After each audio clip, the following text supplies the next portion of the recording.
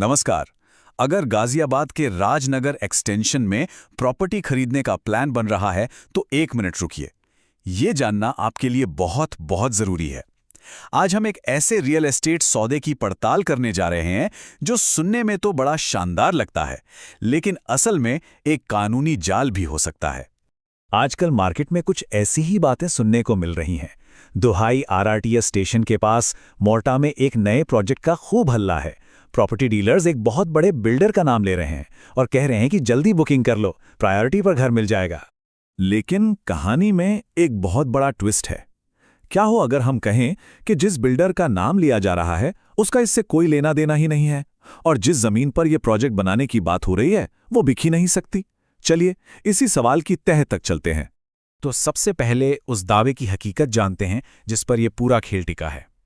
जिस बड़े बिल्डर के नाम पर बुकिंग की जा रही है उसने खुद ही इस पूरे मामले से अपने हाथ खींच लिए हैं, वो भी ऑफिशियली। ये शब्द देखिए, ये किसी और के नहीं बल्कि साया ग्रुप की अपनी लीगल टीम के हैं। एक कानूनी नोटिस के जवाब में उन्होंने साफ साफ कह दिया कि भाई, इस जमीन से हमारा कोई वास्ता नहीं है, हम इस मामले में कहीं से कहीं तक शामिल नहीं हैं।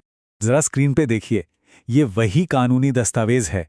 तारीख है 27 जनवरी 2024। इसमें साया के वकील ने हर तरह के संबंध से साफ इनकार किया है। अब ये एक पक्का सबूत है कि जो बाजार में कहा जा रहा है और जो कंपनी की असलियत है उसमें बहुत बड़ा फर्क है। तो यहां देखिए, मामला बिल्कुल साफ है। एक तरफ ब्रोकर साया का नाम लेकर आपसे बुकिंग अमाउंट लेना चाहते हैं, और दूसरी तरफ साया ग्रुप खुद कह रहा है कि हमारा तो कोई लेना देना ही नहीं है। ये एक बहुत बड़ा रेड फ्लैग है, खतरे की घंटी है। अब हम आपको इस पड़ताल का सबसे मजबूत और सबसे जरूरी सबूत दिखाने जा रहे हैं। यह है कमर्शियल कोर्ट का एक ऐसा आदेश जिसे कोई झुठला नहीं सकता। लेकिन वो आदेश देखने से पहले एक शब्द समझना बहुत जरूरी है, यथास्थिति या स्टेटस क्वो। देखिए, जब कोर्ट किसी प्रॉपर्टी पर स्टेटस क्वो लगाता है तो इसका सीधा मतलब है कि उस जमीन पर ताला लग गया। अब ना कोई उसे बेच सकता है, ना खरीद सकता है, और न ही उस पर एक ईंट तक रख सकता है। और ये है वो आदेश। 30 जनवरी 2024 को कमर्शियल कोर्ट ने इस जमीन पर वही स्टेटस को लगा दिया। इस एक आदेश ने जमीन मालिकों के हाथ पूरी तरह से बांध दिए हैं। वो चाहकर भी किसी के साथ कोई सौदा नहीं कर सकते। कोर्ट की भाषा भले ही थोड़ी मुश्किल लगे, पर इसका मतलब बिल्कुल साफ है। जमीन मालिकों पर हर तरह के लेन देन की पूरी पाबंदी है। तो अगर कोई आपको इस जमीन पर घर बेचने की कोशिश कर रहा है तो वो सीधे सीधे अदालत के आदेश की अवहेलना कर रहा है। और ये मामला किसी छोटे मोटे प्लॉट का नहीं है।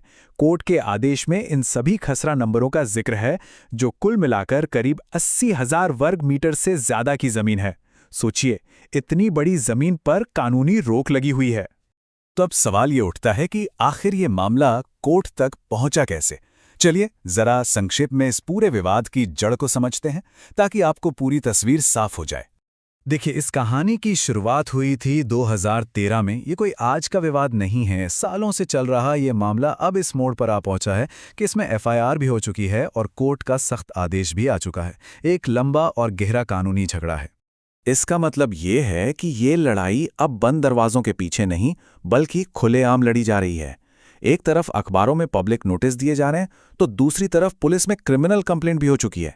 ये बताता है कि मामला कितना गंभीर है। तो अब आते हैं इस पूरे विश्लेषण के सबसे जरूरी हिस्से पर। अगर कोई इस प्रोजेक्ट में निवेश करने का मन बना रहा है तो उसे अपनी मेहनत की कमाई को बचाने के लिए क्या करना चाहिए?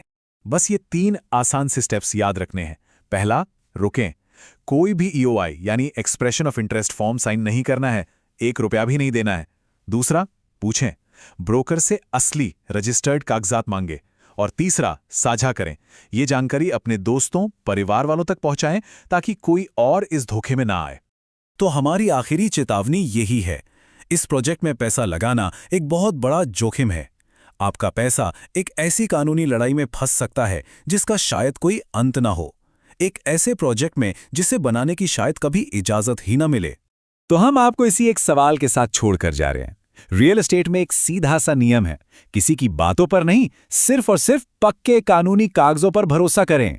अगली बार कोई भी चेक साइन करने से पहले खुद से यह सवाल जरूर पूछेगा, क्योंकि पैसा आपका है और इसे सुरक्षित रखना भी आपकी ही जिम्मेदारी है।